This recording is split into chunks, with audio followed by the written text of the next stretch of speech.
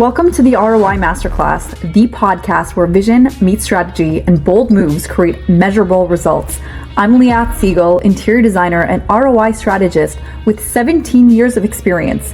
I help businesses transform properties and ideas into high-performing assets. This show is specifically for real estate investors, hospitality operators, and boutique developers who aren't afraid to take risks, challenge the status quo, and demand a return on every decision they make. Each and every week, we talk with innovators and leaders across industries about the strategies and the insights and really all the unconventional thinking that turns potential into profit every single time. If you believe that smart design, decisive leadership, and strategic risk are the keys to real ROI, you're in the exact right place. Let's dive in. Welcome back to the ROI Masterclass. Today, I'm joined by Ben Potts, a hospitality expert and investor who brings a unique ROI-driven perspective to design and operations. Ben's experience spans everything from hands-on property improvements to elevating guest experiences, always with an eye on maximizing value and profitability. We'll dive into real costs and real returns of design decisions and how to balance aesthetics with long-term business outcomes. Thank you so much for joining us, Ben. Thank you so much for having me. It's a pleasure to be here. So tell us about your background and how you got into the business. Yeah, well, it was an interesting, circuitous path that I took, but I grew up down here in Miami, Florida, where we're based. I never really knew what I wanted to be in life other than I loved cars. And somehow that ended me up as a mechanical engineer in school. That didn't really pan out. I found out that it's much more difficult than I expected and moved into finance, which eventually got me my MBA and landed me a job in investment banking. This is back in 2007, 2008, and I think we can all remember that was a very bad time to be in finance. So I quit my job, no idea what I was going to do, ended up as a bar back at a dive bar. I found that I absolutely loved hospitality. That was one of my favorite jobs of all time, still to this day. And over the years, I ended up progressing through the ranks, had an opportunity to open my own restaurant about 10 years ago, then a bar shortly after, 5 years ago, or 6 years ago. And around about 2020, we had a little pandemic on our hands for a few months or years, depending on where you were. And at that point, my restaurant and bar were both closed. I had nothing, no kind of income. And someone reached out and said, "Hey, can you help me design a cocktail menu?" I'd been designing cocktail menus at that point for the last 10 years or so. And I said, "Sure." And so at that point, I said, "Well, let me see if I can turn this into a real business." And that is how Unfiltered Hospitality was born, my beverage program consulting business. Wow, what a journey. Yeah. Quite the story. And so many pivots along the way. Was there one challenge or one turning point in your life where you're like back against the wall that kind of changed the trajectory of everything for you? And what was it? For some reason, my careers love to align with global situations. At first, it was the major downturn or the Great Recession, and me being in finance, that was very unfortunate. So that was probably turning point one. And then turning point two was the Great Pandemic, which took me from my comfortable position as a food and beverage operator to consulting, which is a more flexible, a more nimble style of operating, which I really enjoy. And while I'm still an F&B operator now, I still own a bar. I've really found that consulting is a huge opportunity just from so many ways. And so I think that those two pivotal moments have really defined who I am today. What did they teach you? And how does it impact what you're doing today? That's a great question. One, it's trust the process and keep moving forward. There are always opportunities if you keep your eyes open. If you think the world is up against you and you have no options, then that will become your reality. If you really believe in yourself and you look for those opportunities, they're out there. That's very deep. That's super important for anyone who's in entrepreneurship too, because it could feel like your back is against the wall or like the world is out to get you. And it's easy to get stuck there. I think that as entrepreneurs, I think we've all been there. I'm just speaking from experience, but I think most entrepreneurs feel that way. And it's really interesting when those pivots happen in life, what comes out of it. It's usually more beautiful, but doesn't feel that way in the moment.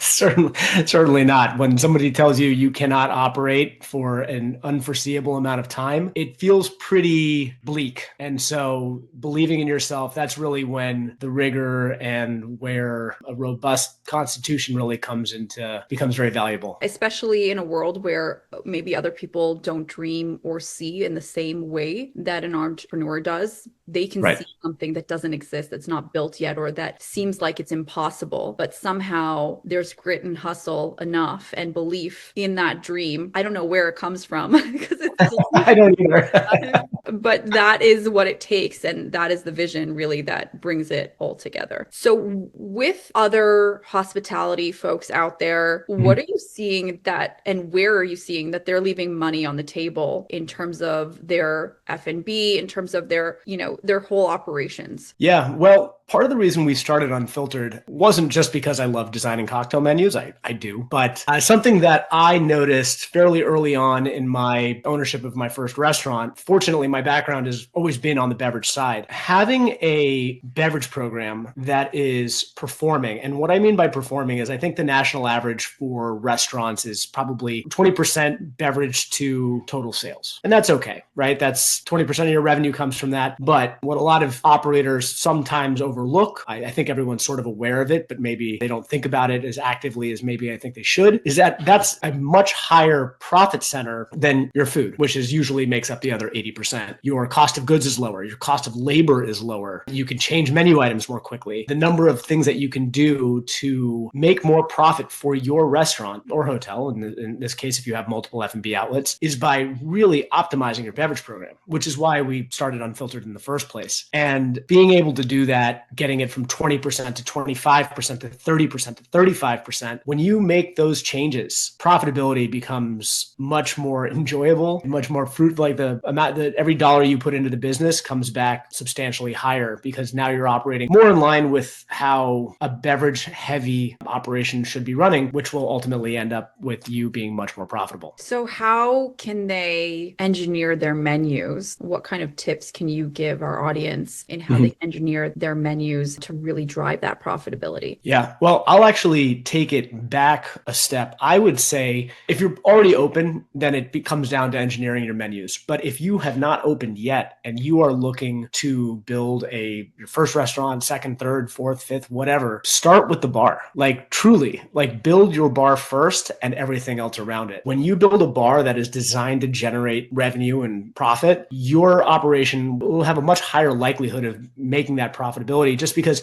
if you have, let's say you have a 200-seat restaurant and you design it with one well or two wells, you'll never be able to fulfill the beverage needs of that restaurant, even if you change your menu a million times, just because you won't have the capacity to do it. So making sure your capacity is where it needs to be is step one if you have the opportunity to do that. But if you are already operational, there's three things that we think about when we are designing menus. First, we think about our concept, and what that comes down to is your target guest, your ideal avatar, if you will.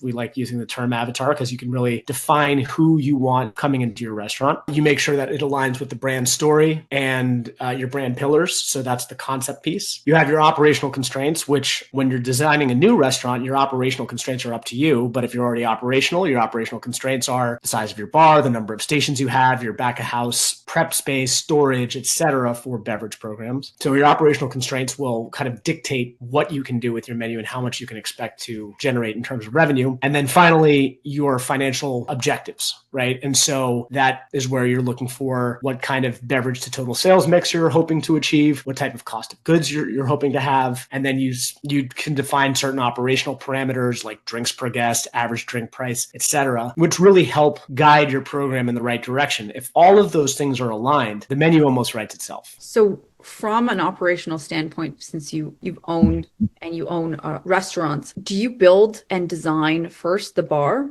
and then work backwards from there? Like, is that the anchor piece for a restaurant? Is that something you would recommend? That is something that I would strongly recommend. It obviously depends on the type of concept that you want to run. If you're looking to develop a concept that is more wine focused, you're probably going to look to develop your wine cellar or your wine storage as one of your top priorities, right? So when I think about designing a restaurant, I think about how many people we hope to serve, right? Based on the square footage of the property.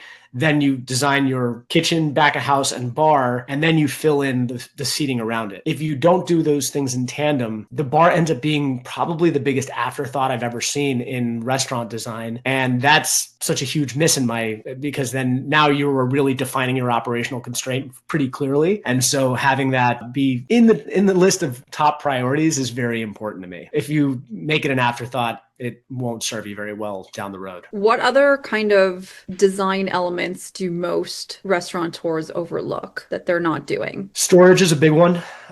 Storage allows you to purchase in bulk, which will help bring costs down substantially. If you have a liquor closet, for instance, and I'd like to speak about beverage because that's what I know best. If you have a liquor closet and you are able to keep 2 to 3 bottles backup of a certain spirit, and I'm not saying that this is going to be for your volume items, but if you're able to buy by the case versus, especially in Florida or certain states that have similar distribution laws and opportunities, but if you're able to buy a case of spirits, wine, etc., the cost per bottle goes down drastically. You don't have to pay breakage. There are usually deals on 1 or 2 cases at a time. So if you build a little bit more storage or you're more thoughtful about it, it doesn't necessarily mean you have to take up more square footage. But if you have 16-foot ceilings, build racks that can accommodate storage all the way up to the ceiling. Like that is I think in the storage, and when you're designing storage spaces, they always look for the tallest buildings because your per square foot storage is that much higher. Do you think that designers and architects, contractors, do you think that they take these things into consideration for the most part in terms of ROI when they're setting up a space? I think the smart ones do. Yeah, I think it is something they think about to a degree. And I think a lot of architects, I think it is uncommon for architects, even in the food and beverage space, to have food and beverage experience or background, meaning like they didn't work as a server, bartender, manager, etc. It's uncommon. We don't see that very often. I know a number of architects, GCs, et cetera. And then they usually end up relying on the equipment distributors to help them make decisions about the equipment they need, the space they need, et cetera. Equipment distributors are very focused on, right? They have a lot of different equipment manufacturers to work with. They have to worry about which inventory that they're going to move. Sometimes they make recommendations based on their own self-serving interests. When I'm designing a bar for my clients, I think about how can I maximize their beverage revenue annually? And that is my number one priority. And so that is how I design bars. I don't get paid on what equipment, I end up choosing. We get paid based on our consultation abilities and being able to make those recommendations effectively. And maybe revenue. And then yeah, ideally. Yeah, that would be nice. That would be amazing. Yeah. What in your ideal world, like an ideal menu or situation where you're optimizing the revenue for a client, what does that ideal situation look like? Well, I think it first starts with the client recognizing the investment requirements in order to build a bar capable of generating the right kind of revenue. And we see very often, unfortunately, not just from a design standpoint is the bar an afterthought, but it is also from an investment standpoint or a budgetary standpoint where operators will allocate the rest of the budget to the bar. And it is the first area that gets value engineered. And because of that, we try to avoid those situations because it makes it difficult for us to do our jobs, which being, a beverage program that is going to excel requires a substantial investment, but amortized over the life of that property, right? 5 years, 10 years, 15 years, whatever it is, it's a drop in the bucket. If you're able to increase your revenue, your beverage revenue from 20% to 25%, and you have a $4 million restaurant, that 5% is going to be huge over the 10-year period that you have your business. And if you have to spend an extra couple $100,000 to make your beverage program really, really shine, or let's say $100,000 additional over what you were going to if for a $4 million theoretical restaurant, it's going to pay itself back very quickly. Mm-hmm. It's compounding. I feel that especially for a restaurant that does have a significant beverage program, the bar is, whether it's wine or spirits, it is the anchor to the space. Right. Like imagine having, like you said, the cellar available for customers to come and see or taste the wine over there and make that more experiential. It literally anchors the entire experience of the restaurant. And if it's as overlooked as you're saying it is, which sounds pretty accurate, then that is huge ROI and money that restaurants are leaving on the table, especially because we know that margins are so razor thin to begin with. Right. It's kind of like, I think of having a high performance beverage program as sort of the cheat code to restaurant profitability overall, because exactly like you said, I don't know what the statistic is, but because statistics are always like this, but 90% of restaurants don't make it their first year or whatever that ridiculous statistic is, but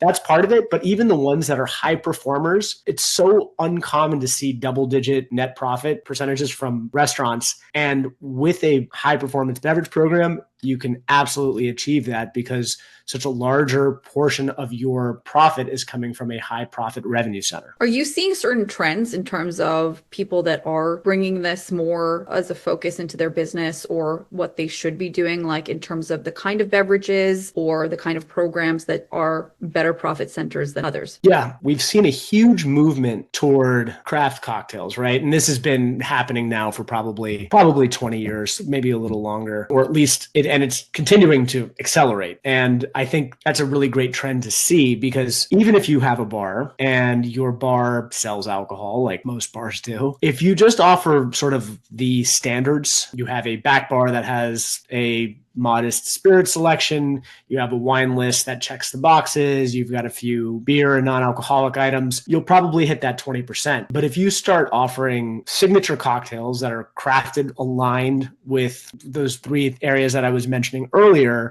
that's where we see people really differentiating themselves, not just from a culinary standpoint and from a design standpoint, but now from a beverage standpoint as well. So if you have culinary, beverage, design, and hospitality all firing on all cylinders, it would be very difficult for your restaurant not to be a hit. I like what you said about the cheat code. That's precisely what it is, because these opportunities for revenue enhancement, revenue drivers, you're building off of what has worked for other people. You want to be successful, follow the breadcrumbs of success, and you will find it. Agreed. And I think, there's a lot of ways to add different revenue streams to your business. Certain types of restaurants, they will have added a substantial delivery component to their restaurant. And that's great. You want to make money off of people who are not in your restaurant. But from a profitability standpoint, you have, your Uber Eats, your DoorDashes, your Grubhubs, they're taking 15, 20% off the top. And so from a profitability standpoint, you have the 15, 20% there, you have the cost of goods sold, you have the labor to produce it. Now, granted, you're not paying your front of house labor, but it's still like, yes, that revenue center is great, but is it like your beverage revenue, which is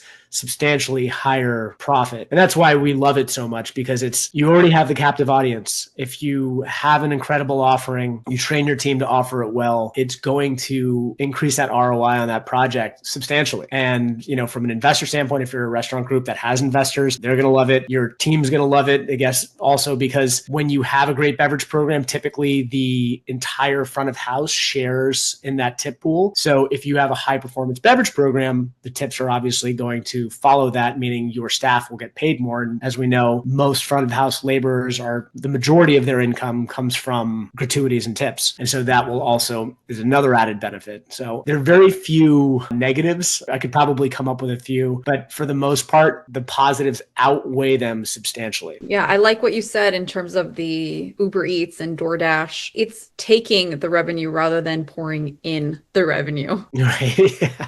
It's depleting that. Yeah, it's rough. You also train the team how to sell those beverages. Is that another offering that you provide? Yeah, so it's actually built into what we do. I think a lot of people and a lot of misconception that cocktail consultants just write cocktail menus, and some do, right? They will literally give you a list of recipes. They'll taste you on it. They'll drop off a book of, here are the recipes, here are some pictures, reference photos. We don't do that. That's a surefire way of not having a great menu, or at least one that can be executed properly, consistently. And so once we've developed the menus, we have an operating system that allows you to actually produce that menu properly. And that consists of diagrams, checklists, SOPs that are all used in order to make that menu happen. And of course, the training component is critical, right? You have to train your bartenders, your barback, your front of house staff, your managers on how to use that operating system in order to execute that menu. And so within that training, let's take the bartenders, for example, we train them on all of the skills necessary to run that operating system. We train the front of house staff on how to sell it, and front of house staff and bartenders on how to actually sell and communicate and speak about the menu in a way that excites the guests, showcases the concept properly, tells the story about the menu, because the menu isn't just a list of drinks. It's an opportunity to tell a story to an audience that you've curated. And so when you do that properly, you start seeing people saying like, oh, well, I had one drink and it was delicious. And I saw the menu and I want to try everything on there. Maybe I'll have a second or a third, depending on what the concept is and what style of service you have. But without that training, you're missing 80% of it, right? Because the list of drinks is great. But if there's no why, or if there's no follow-up on how to actually produce it, and that also comes down to not just the skills that it takes, but speed of service, being able to execute multiple cocktails simultaneously so you can keep up with the demand of the guests, that's all part of it. So we train the entire staff and evaluate them to make sure that they understand the operating system and the menu from A to Z. It's so cool that you work on that specifically. Like, that is your niche, that is your bread and butter, because there's so many components to ROI. And once you start layering in, you have the design that is ROI focused, you have the food and beverage that is ROI focused, the layout, that's everything, the service, the team. When that's all, how much does that increase? How impactful is that when it compounds and it increases ROI? I think it's exponential. Yeah, no, absolutely. I mean, we try to run models that can model this stuff out for our clients. It's interesting because we've probably, over the 5 years that we've been in business, we've probably had a few hundred conversations with operators, and everyone wants a nice cocktail menu. They want drinks that they look good on Instagram, taste good. Of course, they want a professional team, which is essential, right? Like, that's a really great thing to want, and everyone should. You should want great drinks that are beautiful and taste great, and a team that knows how to execute them. But what's really interesting is when I take the investment in our service, and I show them that with putting this in place, these are all theoretical numbers because you don't know, what your manager is going to be like, what the economy is going to be like. There's so many different factors. But even if you got a 5% increase in your beverage revenue for most of the clients that we work with, and compared to what our fees are, in year one, it's like your ROI is already like 900%. It's really fascinating. And I show a lot of operators these figures and these, because we have like a calculator that does this because we want to show our value. And they're just like, yeah, but what are the drinks going to look like? They're going to be beautiful, but you got to understand what the true impact is. I mean, if you're doing 900% in year one, like you said, compounding over the next 2, 3, 5, 10 years, I mean, you should switch out your menu more often than every 10 years. But these systems and this training that we offer, we want to build that into the culture of the operators that we work with. And so that is really where the opportunity for ROI really shines. I love that. You have an ROI calculator. That's amazing, because we're also holding one out for the design end of things. Yeah. We should exchange notes and integrate them together. I love that so much. Can you leave our audience with, 3 main tips on things that they should be really implementing within their businesses to see maximum return? Like, what would be your top 3? Top 3, if I really had to whittle it down to just 3. As far as beverage, I would take a look at your menu, think about your ideal guest, look at every drink on that menu, and if every drink on that menu, or take each drink and run it through a test and say, will this drink excite my target guest? Will this make them excited? Will this make them come back for more? Does this drink align with our brand story? Does this drink align with our brand pillars? You take those three criteria, and if the drink on your menu does not fit all 3 of those criteria, you need to switch it out. Now, I would double check your P mix to make sure that you're not knocking off your best seller. But if you are knocking off your best seller, or maybe so, really analyze whether or not you think you know what your concept is, because that's really going to be very telling. Because if your best drink doesn't hit any of those marks, then maybe you have a different operation. So that's one. One, put your entire menu through those three criteria. Is this drink going to excite my target guest? Does it fit my brand story? And does it fit my brand pillars? That's a great way to align your menu. The second thing is make sure that every one of your drinks is actually profitable. And that means putting everything through a cost calculator. If you don't have a cost calculator to cost out all of your ingredients, shoot me a note. I'm happy to share our cost calculator, because you have to make sure that that drink is actually generating profit for you. Yes, you have the right pricing, but the profitability is going to be essential. And if you have to raise that drink by $1, take a look at all of your competitors around you. And if everyone's selling it for $2, $3 more, you can probably raise your prices $1 and really capture that additional dollar of profit. And the last thing is, and this is a little out of left field, talk to your people. Get feedback from your staff. I see so many times where operators and managers, they have this prescriptive attitude toward beverage programs. Your front line, your bartenders, your servers, they're the ones who actually know your guests. They're the ones who know what they like, know what's wrong, know what could be better, know how to make your service, take it from a 6 to a 9, whatever. Talk to your team. Talk to your team often and listen, and really listen to them and implement their feedback. So run your menu through the test, make sure that they're profitable, and talk to your team. I love it. And also to your people that are coming in and patronizing. Oh yeah. Talk to your guests. Yeah. The Very guests are important. really, really important. Absolutely. They will tell you what they want. And as entrepreneurs, we need to listen and give it to them. Absolutely. I love it. If there was one question that you wish I would have asked, what would it be? What's my favorite drink? Yes, tell us, please. Oh man. Well, I do get asked that question quite a bit. You'd think I'd have like a more fluid response, but I think my Pun intended. yeah, yeah. Almost missed that. I think right now my favorite drink is probably a Boulevardier, which for all of you Negroni lovers out there, a Boulevardier is a Negroni with whiskey instead of gin. Okay, And it's I delicious. understood what you said because I don't drink. Amazing. That's why we have people like you to come in and increase ROI. Thank you so much for joining us, Ben. It was a pleasure. For our audience that wants to get in touch with you, how can they do that? You can reach me on Instagram. It's probably the easiest, just so you don't have to try to write down a full email address. But my name is Ben Potts. My Instagram handle is @BenPotts, Ben Potts. Pretty straightforward. If you do DM me, it'll probably end up in my non-primary, but I check both inboxes all the time. That's the easiest way to reach me. But you can also check out our website, which is unfilteredhospo.com. So unfiltered and then HOSPO.com.